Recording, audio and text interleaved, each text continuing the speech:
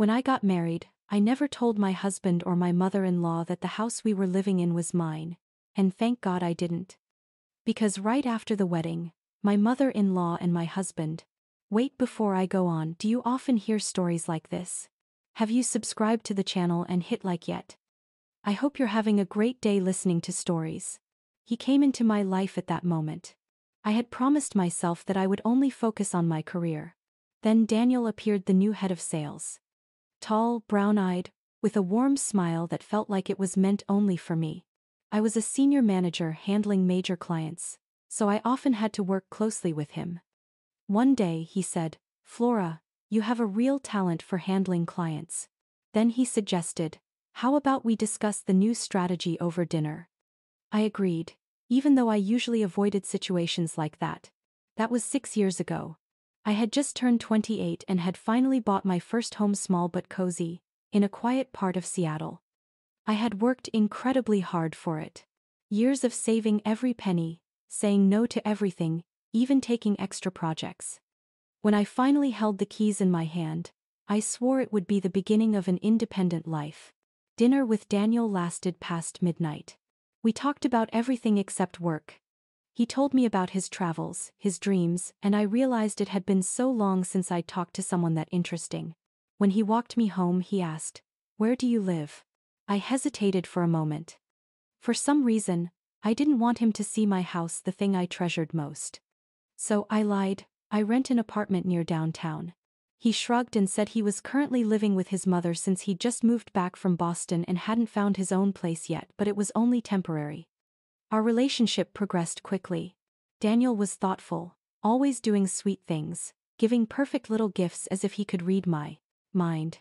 The first time he stayed over, Daniel walked around the house, looking at every corner. "Your place is lovely, it feels so warm," he said.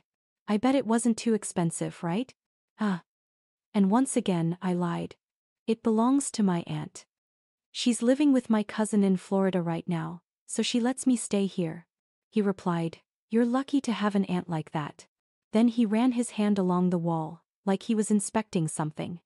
"Houses like this are pretty pricey these days," he said. Something in his eyes made me uneasy, but I chose to ignore it. 2 weeks later, he introduced me to his mother, Mrs.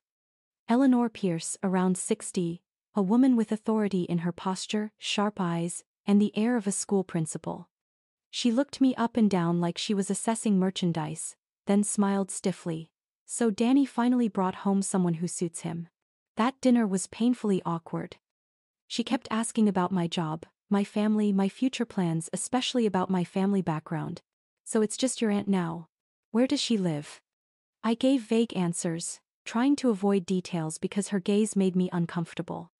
After dinner, when Daniel stepped outside for a cigarette, she took my hand and said in a sweet but calculating tone, "Flora, I can see you're a good girl, the kind Daniel needs. Simple, thrifty, with a future ahead. I'm happy for you." For some reason, her words felt fake, though I couldn't say why. When Daniel came back and saw my expression, he said, "Don't mind my mom, she just worries about me. Ever since my parents divorced, she's raised me on her own." "Since when did they divorce?" I asked. "When I was 5. My dad left the country and no one's heard from him since." I nodded sympathetically, but something about his story sounded rehearsed. Still, Daniel's affection seemed real, and little by little, I let my doubts fade. 3 months later, he proposed. We were at the same restaurant where we first met. He suddenly knelt down. "Flora, you're the best thing that's ever happened to me. Will you marry me?" The diamond rings sparkled in the candlelight. My heart raced, 100 thoughts flashed through my mind, but I still said, yes. From then on, planning the wedding became a battle. Daniel's mother, Mrs. Eleanor Pierce, wanted to control everything, from the flower colors to the guest list. Daniel acted strange, outwardly supportive, but when it came to decisions, he always sided with her. "My mom never gives bad advice," he'd say. "She used to be a principal, so she had experience organizing events." He said proudly, "My mom's a natural manager. Her school used to be the best in the state." I grew suspicious, so I checked. I called the school he mentioned and asked about Eleanor Pierce. The secretary sounded puzzled. There's never been a principal by that name. Maybe you mean Mrs. Eleanor Simmons. She was principal about 10 years ago. That small lie made me see my future mother-in-law differently. What else had she fabricated? And why was Daniel going along with it? One day, while we were working on the invitations, I asked, "What about your family? Who are we inviting?" He thought for a moment. "I don't have much family left, just a few cousins on my mom's side. But they probably won't come. As for friends and coworkers, I'm not big on big parties. But you should invite your aunt," he added again, bringing up the aunt in the house. Both he and his mother mentioned my aunt more and more, asking her age, health, memory, how she managed living alone. I kept up the lie, feeling like it had taken on a life of its own. For some reason, I had a gut feeling that I shouldn't tell the truth about the house. Not because I didn't trust Daniel, but because a quiet voice kept saying, "Keep your last card." A week before the wedding, I accidentally overheard a conversation between Daniel and his mother. That day, I came home early. The moment I opened the door, I heard voices in the kitchen. "Mom, don't start again," Daniel said. Eleanor replied coldly, "Time doesn't wait for anyone, son. The aunt could return at any moment or make a move. Are the papers ready?" "Yes, Keller's prepared everything. We just need one signature. Then act right after the wedding. Don't be slow like last time. Remember how that ended?" I froze. My heart pounded. Last time? What did she mean? Eleanor chuckled. "That was different back then, it was just an apartment. This time it's a whole house. And Flora isn't as dumb as that one was. Everyone looks smart until they fall in love," she said with a small laugh. Terrified, I quietly stepped back to the door, then slammed it shut loudly, pretending I'd just arrived. "I'm home," I called out as casually as I could. Daniel peeked out and smiled. "Mom brought some salad for tomorrow. You're home early." I forced a smile. The meeting got cancelled. When I walked into the kitchen, I greeted Eleanor. She was sitting at the table, and when she saw me, she quickly shoved some papers into her purse. "Flora, you look pale," she said, feigning concern. "Are you feeling all right?" "I'm just a little tired. Work's been busy," I replied, keeping my tone calm. "Don't worry, soon you'll have time to rest," she smiled. "After the wedding, you two will have your honeymoon, then you'll settle down in this beautiful house. Oh, and your aunt isn't coming to the wedding." At that moment, she and Daniel exchanged a glance, and that's when I knew my instincts had been right. There was something filthy, something deeply wrong about all of this. Even after hearing that conversation, I didn't cancel the wedding. Partly because I didn't want to believe Daniel was involved in anything bad, but mostly because I needed to know what would happen next. I've always been the type to take risks. That's probably why I chose to live alone. I've never been afraid of danger, whether in business or in life. I've always known how to make hard decisions.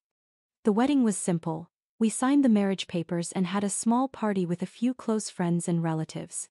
Sadly, my real aunt couldn't come at 82. Such a long trip was just too much for her. Eleanor Pierce acted extremely friendly with my parents, constantly praising them for having raised such a wonderful daughter.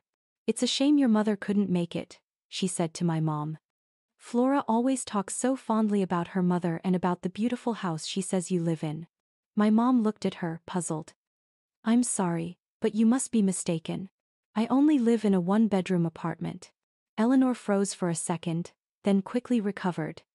"Oh, I'm so sorry, must have mixed things up with all the wedding information flying around."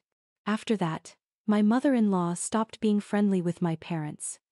I tried to explain to my mom that it was just a misunderstanding, but the look Eleanor gave me that day said it all. She had realized I was hiding something. We didn't go on a honeymoon, because Daniel was busy with work. Instead, he moved in with me and our married life officially began. The first few days were wonderful. Daniel was gentle, helped around the house, even made me breakfast. But then things changed. He started staying late at work, coming home tired and quiet.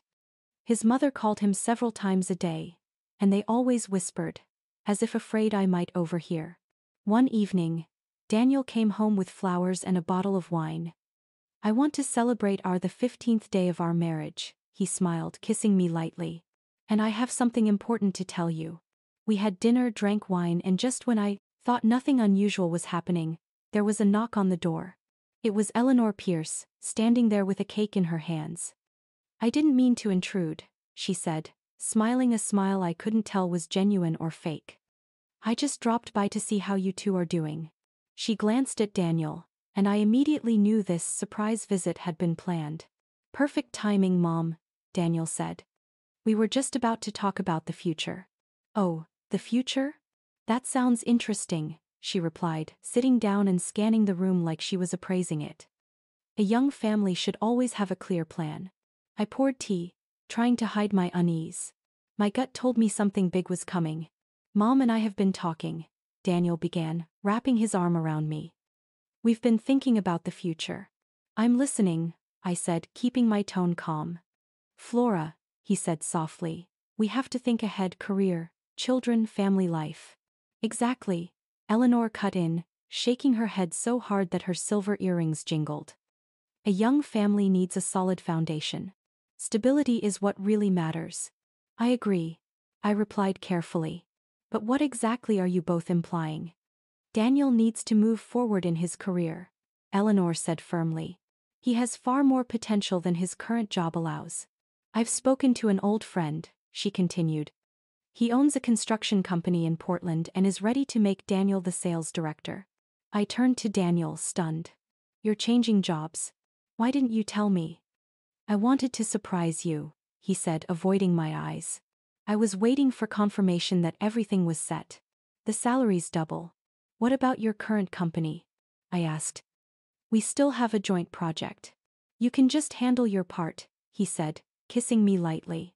Now I can take care of both of us even better. Something felt deeply wrong. Daniel had never complained about his old job, and he had no experience in construction. When do you start? I asked. In 2 weeks, he said, still not looking at me. So everything's been arranged without even asking my opinion?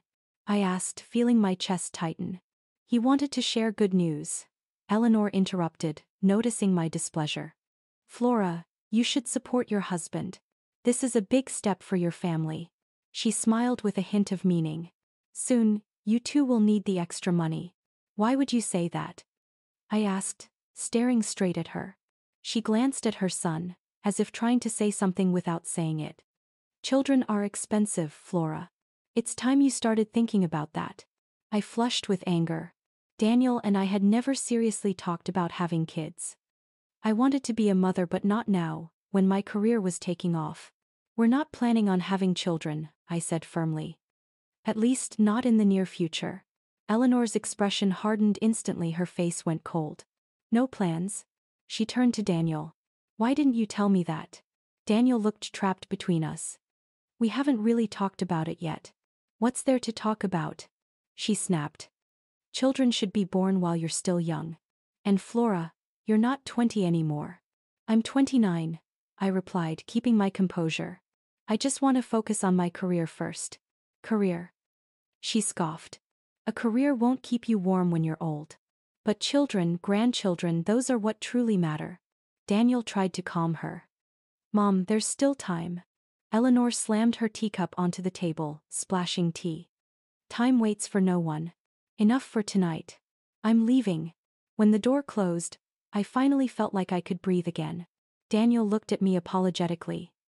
Go easy on her, she just wants what's best for our future. Our future? Or yours? I asked, clearing the table. What's that supposed to mean? Nothing.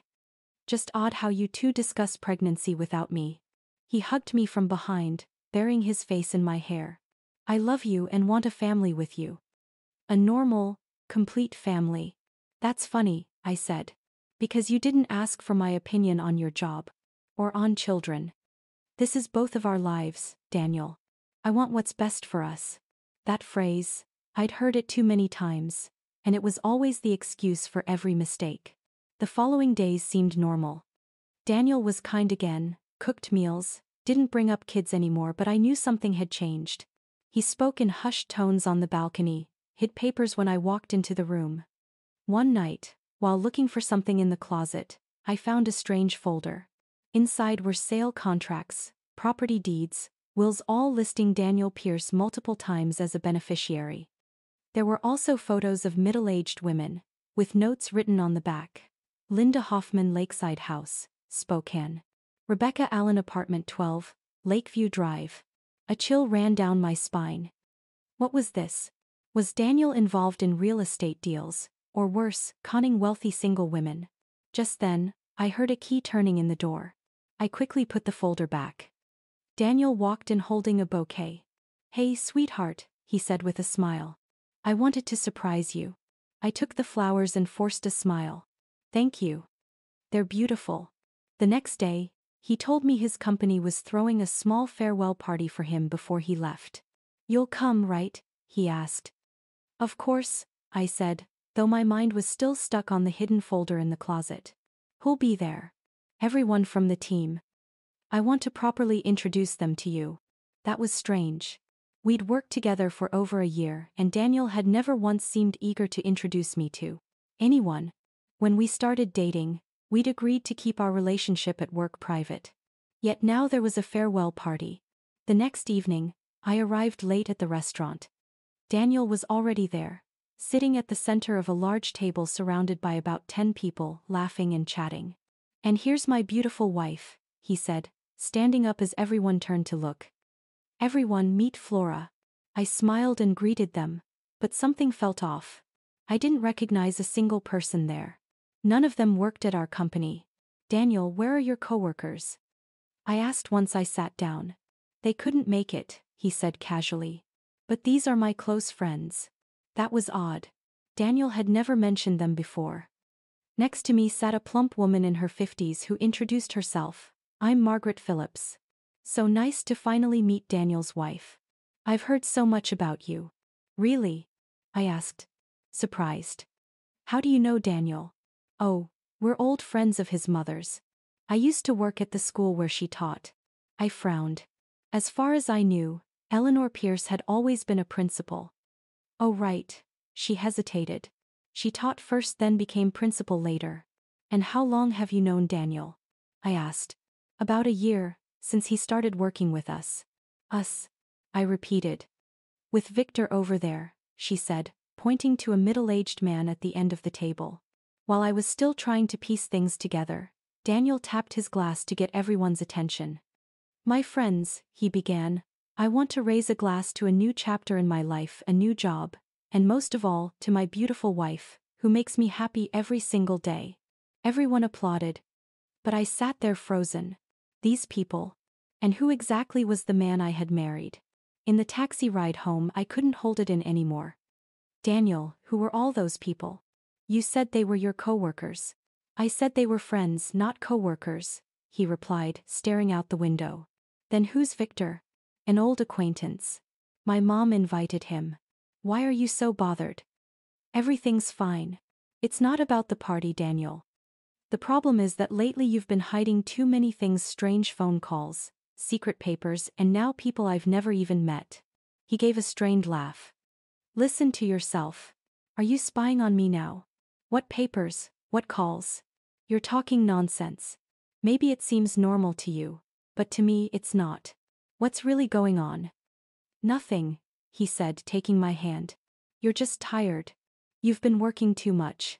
You should rest." I pulled my hand away. "Don't talk to me like I'm a child. I don't need comfort, I need the truth. What's really happening?" "What do you mean?" His tone changed, growing sharp. "Are you accusing me of something? Or my mother? What exactly are you implying?" He stayed silent for a long time, then said quietly, "You're just making things harder. I want a normal family, a wife, kids, a home. What's wrong with that?" "Nothing, if that's what you really want, not if it's part of some plan," I replied. The rest of the ride was silent. When we got home, Daniel went straight into the bathroom.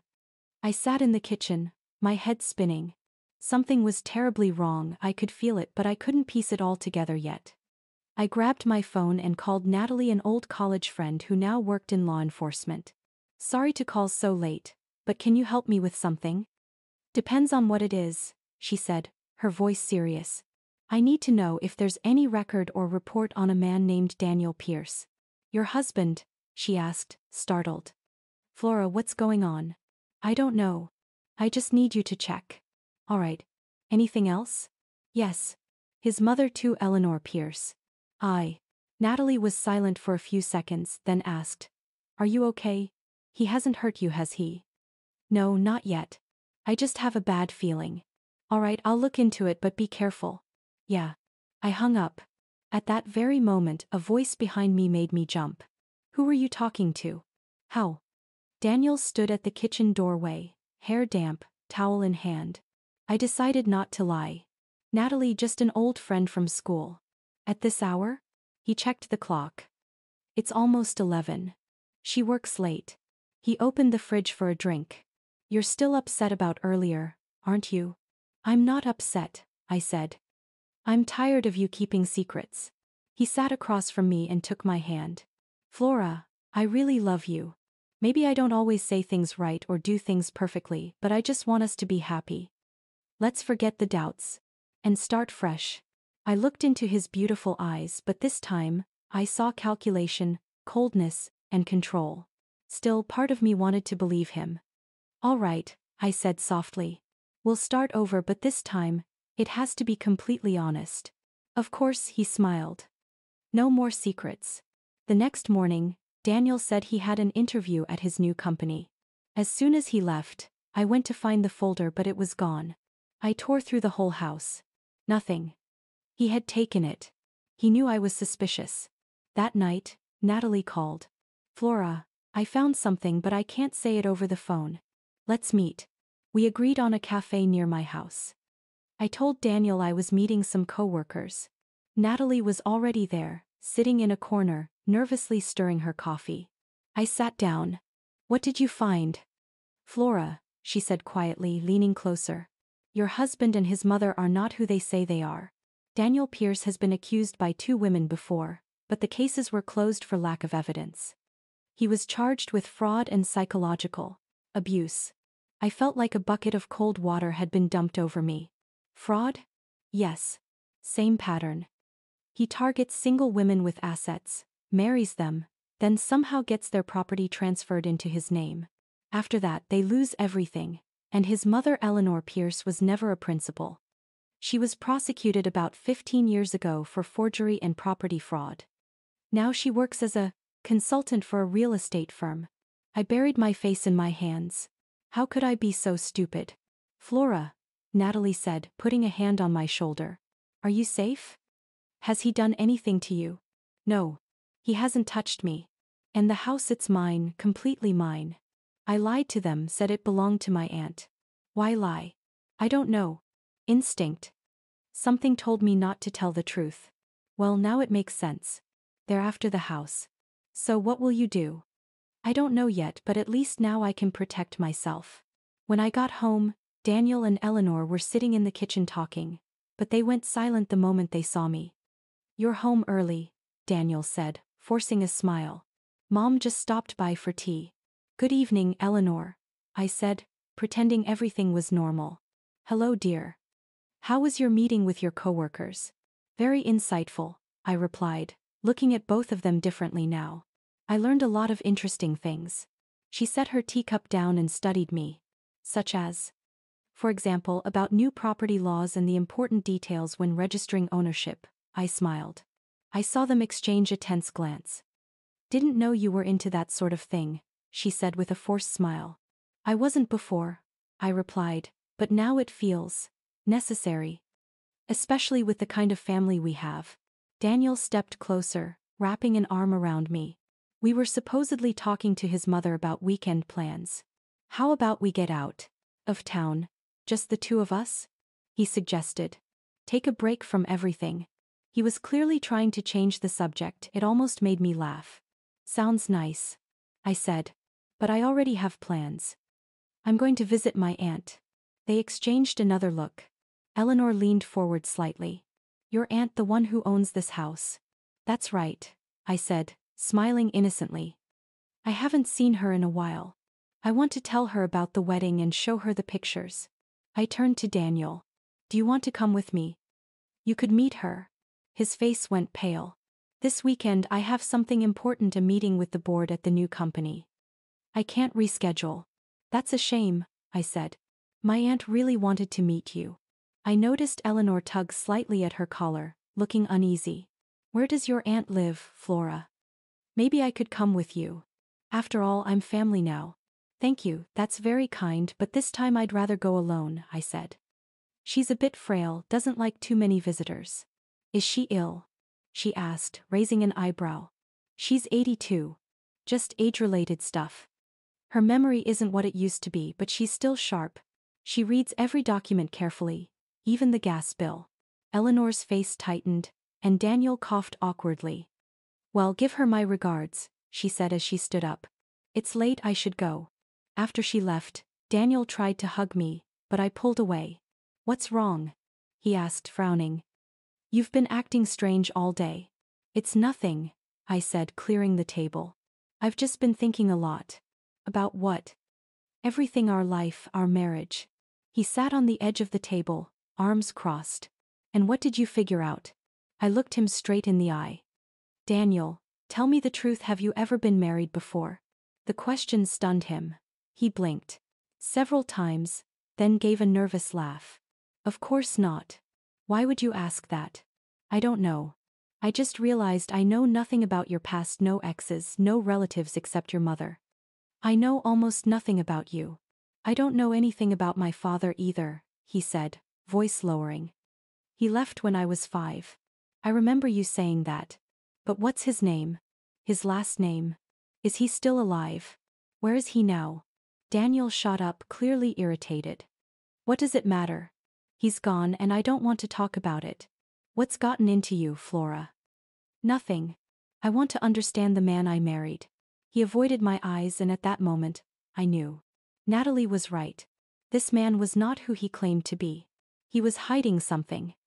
I decided not to push further. All right, I said gently. You have your interview tomorrow. Get some sleep. Yeah, you're right. Let's go to bed. You go ahead. I still have a bit of work to finish. That night, I couldn't sleep. I heard him breathing evenly beside me while my mind spun. How did I not see it sooner? I had married a con artist. What should I do now? Confront him and his mother? Or wait for the right moment to strike? The next morning, Daniel left the house for his interview. I took a day off and brought all my house documents to a notary. I needed to be sure no one had tampered with my property. The elderly notary examined each page carefully, then said, "Everything looks fine. The house is completely yours, no mortgage, no dispute. Can I find out if anyone has requested copies or extracts of my documents?" I asked. "We don't keep that data here. But if you suspect fraud, go to the King County Recorder's office. They have the full transaction history." I thanked him and went straight there, requesting a detailed report of any changes to my property within the last 6 months. They said it would be ready in 5 business days. On the way back, I stopped by Natalie's place. She was off work that day and invited me into the kitchen for tea. "So what are you planning to do?" she asked. "For now, I'll watch and wait," I said. "I need to gather enough information. Before making a move, I have to understand their plan. What if they act first? If they believe the house belongs to your aunt, a person who doesn't exist, and there's no proof? That's fine. They can't do anything legally." Natalie stirred her tea thoughtfully. "Still, be careful. If they find out you're suspicious, who knows how they'll react?" "I know. But I can't just sit still while they scheme." "So what's your plan?" "To uncover everything. To find out who Daniel and his mother really are. And to track down the women before me. I want to know what he did to them." When I got home, Daniel still wasn't back. I took the chance to search everywhere: the closet, drawers, behind paintings, under the mattress. Nothing. Either he had taken everything or hidden it well. In desperation, I opened his work briefcase, the one he always carried. To my surprise, it wasn't locked. Inside were only a laptop, notebook, pen, phone charger, nothing unusual. I flipped through the notebook: meeting notes, phone numbers, random reminders. Nothing suspicious. But then I noticed a small side pocket. I reached in and felt something hard: a black USB drive with no label. I hesitated for a few seconds, then plugged it into my computer. Inside were a few harmless-looking folders. Work, photos, documents. In work were company files, contracts, presentations, spreadsheets. In photos, pictures from events he'd attended, even some of us together. Nothing suspicious. But when I opened the documents folder, my heart nearly jumped out of my chest. There were scanned copies of passports, marriage certificates, property deeds, wills, and transfer documents, all with Daniel's picture. But each looked different hairstyles, beard, mustache. And the names kept changing: Daniel Pierce, Daniel Sloan, Daniel Grant. He changed identities like changing clothes. I clicked through the files, and a horrifying picture came together. Daniel hunted women with property, married them, then took over their assets, sometimes through wills, sometimes through gift contracts or fake sales, then disappeared. He even kept photos of them, women of various ages, but they all shared the same expression: lonely and trusting. My throat tightened. I felt sick. To him, I was just another target. Then I found one file that froze my blood: a detailed floor plan of my house with notes, estimated value $800,000. Registered under Aunt's name. Transfer via gift contract. There was even a step-by-step plan: marry, build trust, persuade to sign, transfer. Sell the house. Next target, downtown apartment. I barely had time to copy the entire drive onto my laptop and put the USB back before I heard the door open. Daniel was home. "Hey, sweetheart," he said as he walked into the kitchen, where I was pretending to cook. "How was your day?" "Good. And yours?" I asked, trying to sound normal. "Fantastic," he said, sounding thrilled. "They loved me. The salary's even higher than I expected. I start this Monday." He wrapped his arms around my waist from behind. "Congratulations," I said with a forced smile seething inside. "We should celebrate," he said. "I booked a table for tomorrow night. Mom's joining us." "Of course," I said sarcastically. "Wouldn't be complete without your mother." He frowned. "You're still upset with her?" "No. Just tired. Let's take that weekend trip, just the two of us," he said. "Great idea," I said with a fake smile. "You pick the place. I'm sure you know it well." "Sounds perfect," I added. "But for now, let's have dinner. I made your favorite dish." That night, I played the perfect wife. But every time he touched me, I wanted to pull away. How could I have been so blind? How did I not see the lies in every word, every gesture? The next day, I met Natalie. She was waiting in her car 2 blocks from my house. "Here," I said, handing her the USB. "Everything I found." "He's a professional con artist, Natalie, and I'm not the first." She opened a few files and whistled softly. "Damn. He knows exactly what he's doing." I found contacts for a few of the women who reported him. One agreed to meet today. "Come with me." "Of course," I said. "What about your husband?" "He thinks I'm at work." "Tonight I have a celebration dinner with his mother." Natalie shook her head. "That's dangerous, Flora. If it were me, I'd just leave, divorce him, and let him find another victim." "No," I said firmly. "Now I want him to pay." We met Anna, one of Daniel's ex-wives, at a quiet cafe outside the city. She was tall and thin, in her early 40s, with tired eyes and anxious gestures. When I showed her Daniel's photo, she trembled. "That's him," she whispered. "His full name was Daniel Sloan. He had a beard back then." "I want to know what happened," I said. She sighed, holding her cup. "We met in an English class. He was sweet, caring, said he wanted a family, children. I had just gone through a divorce and was living alone. I owned an apartment downtown that my parents left me. We dated 3 months, then he proposed." Her story sounded terrifyingly familiar. I nodded for her to go on. "After the wedding, he insisted on selling my apartment so we could buy a house outside the city. Said it would be better for the kids one day, fresh air, more space." "And you agreed?" I asked. "Yes. We found a house and paid a deposit. Then he asked me to sign the sale papers for my apartment, but something didn't feel right. I showed the contract to a lawyer friend, and he discovered it wasn't a standard sale. It had a clause transferring all funds to an account in Daniel's name." "What did you do?" I asked. "The obvious thing, I refused to sign, made a scene, and the next day he vanished. Took all his stuff, and I never heard from him again." "Did you report him?" "Yes, I went to the police, but they said there wasn't enough evidence. Since he hadn't actually taken the money, they couldn't press charges. What about his mother? Did you meet her? Yes, her name's Eleanor Pierce. She always interfered, gave advice, judged everything. She was the one who found the house outside. The city said it was a great investment. Now I know they were working together. A real family business, Natalie muttered. Anna finished her coffee and continued, after he disappeared, I hired a private investigator. He found that Daniel had done the same thing to at least 2 other women. He took their houses but none of them had solid proof. Would you be willing to testify now? I asked. Anna shook her head. No. I just want to forget. I was lucky to keep my apartment. I don't want to relive that nightmare. I didn't push, I understood. After meeting Anna, Natalie and I returned to her office. She showed me another file, an open case, the victim named Marina Wallace. Same method, Natalie said, flipping through the papers. He targets women, makes them fall in love fast, marries them, then finds a way to take their assets, houses, apartments, anything valuable. The only thing that changes is the method.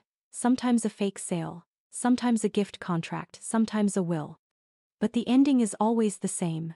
The woman lost everything, and he and his mother disappeared. They always avoid being labeled as clear-cut fraudsters. Once the victims get suspicious, they vanish and move on to someone new. But I have proof, Natalie said, holding up the USB drive. Everything he's done is in here.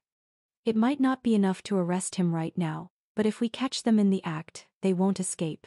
We planned for hours. By late afternoon, an idea had formed, risky but possible. I would give them exactly what they wanted, but on my terms. That evening, we met at the restaurant as agreed. Eleanor cheerfully talked about Daniel's promising new job and our bright future. I smiled and nodded, playing the naive wife. How's your aunt doing these days, Flora? She asked with fake warmth. Are you visiting her this weekend? No, but I called, I replied. She's not feeling well. Oh, poor thing. Eleanor feigned sympathy. Maybe someone should go check on her. She's resting. The doctor said she needs complete peace and quiet. The doctor? Daniel asked. What's wrong with her? She's just old. I shrugged. She said managing everything has become hard. She even mentioned thinking about transferring the house to me while she's still of sound mind. I saw both their eyes light up like predators catching the scent of prey. A wise decision, Eleanor said softly. At her age, it's good to have everything in order. Now's not the time to discuss that, Daniel interrupted.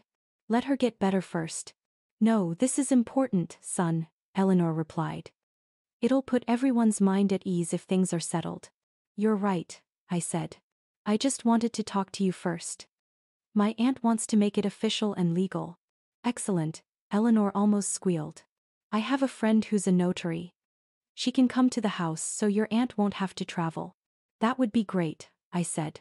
Leave it to me, Eleanor said excitedly. When should we go? I'm thinking this weekend, I replied. Perfect. Daniel, you'll come too? Of course, he said, trying to hide his excitement. I'll finally get to meet her, he smiled. She'll be delighted. I smiled back, but inside, I knew they'd taken the bait. Only one thing, I added. My aunt is very old-fashioned. She wants to leave the house to me because, in our family, property only passes to the women. Eleanor's face stiffened immediately. How strange. But you're married now, part of a family. Maybe you should convince her otherwise. I tried, I said. But she's very stubborn. The two of them exchanged looks, clearly recalculating.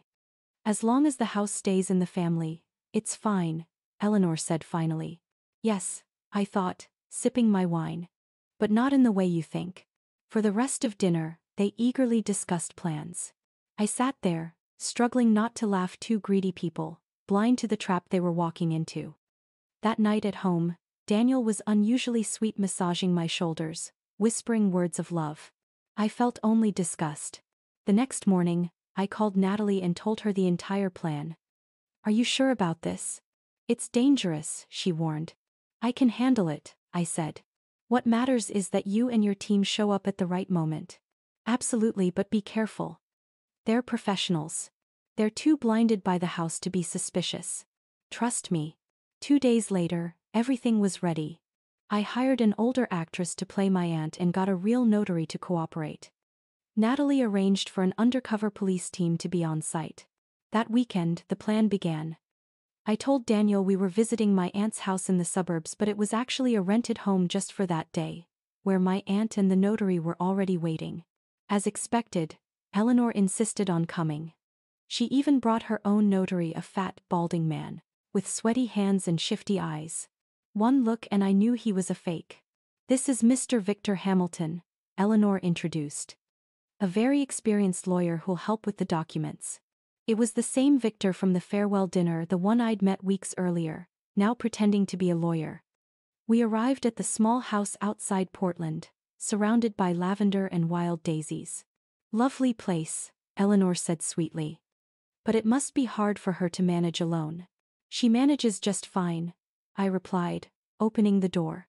Inside, my aunt, the actress Nina Miller, was waiting.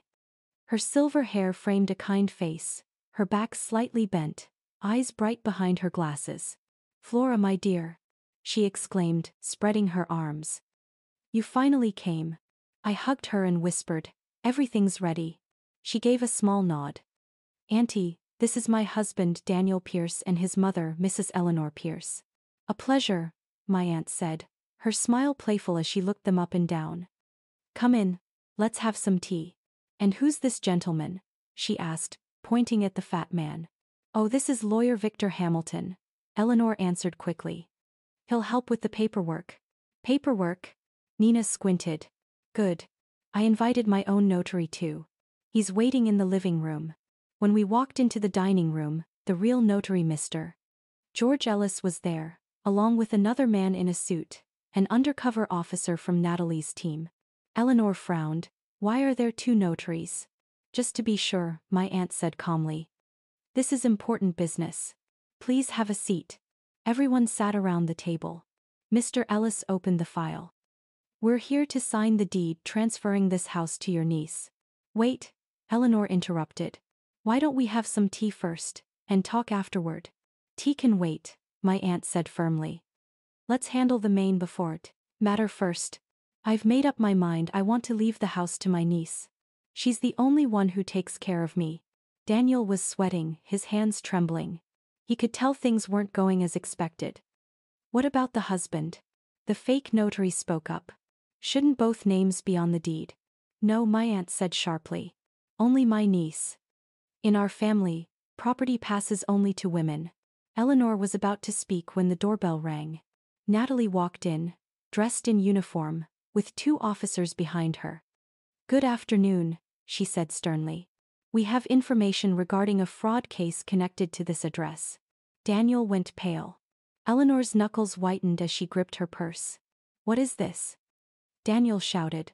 I stepped forward and said calmly, "When I got married, I never told my husband or my mother-in-law that this house was mine. And thank goodness I didn't, because right after the wedding, my mother-in-law came to me with a very serious proposal. I told them everything from how they pushed me to convince my aunt to sign the transfer, to their fake deed plan." Daniel's face flushed red with anger and fear. "You're lying. This is all false." "False? Then what about this USB drive?" I held it up. "It contains all the evidence of your past victims, Daniel." "Or should I call you Daniel Sloan? Or Daniel Grant?" Eleanor jumped up. "Slander. We're leaving." "Sorry," Natalie said, blocking the doorway. "You're not going anywhere. We have enough to arrest both of you for conspiracy to commit fraud. I also have witness statements from the other victims," I added. "And recordings of your conversations about stealing my aunt's house." My aunt stood, removed her glasses and said, "My work here is done. Thank you, Nina. You played your part perfectly." That was when Daniel finally realized it was over. He bolted for the stay door but was stopped by the officers. He and his mother were handcuffed and read their rights on the spot. When it was over, only Natalie and I remained in the room. "I can't believe it went so smoothly," she sighed. Their overconfidence destroyed them. They were too focused on the hunt to see the trap right in front of them. The trial took place a few months later. With the evidence and testimonies from other victims, Daniel and Eleanor Pierce were convicted of fraud and forgery. I got divorced and started over. The house was still mine, but now I saw it differently. It wasn't just where I lived. It was where I learned a costly lesson about trust and deception. Sometimes I think maybe I should have just left when I found out the truth. But then I remember if I had, he would have gone on to find another victim. Now that justice has been served, I have no regrets. I still remember watching the door close behind Daniel, not out of hatred, but relief. Sometimes, letting go of a liar is the only way to keep the pure part of your heart intact. I once thought love only needed trust, but now I know that trust must also be protected with reason, with self-respect, and with the courage to say, enough. Family, love, trust. They can all hurt us, but they're also where we learn to stand again, to choose who's truly worthy of our faith. And you? Have you ever faced a relationship that made you realize the value of trust? Share your thoughts in the comments, because maybe your story will be the one that helps someone else wake up. And if you want to keep walking with me on this journey of self-discovery, don't forget to follow so you won't miss the next stories, where every wound becomes a lesson, and every lesson brings us closer to peace.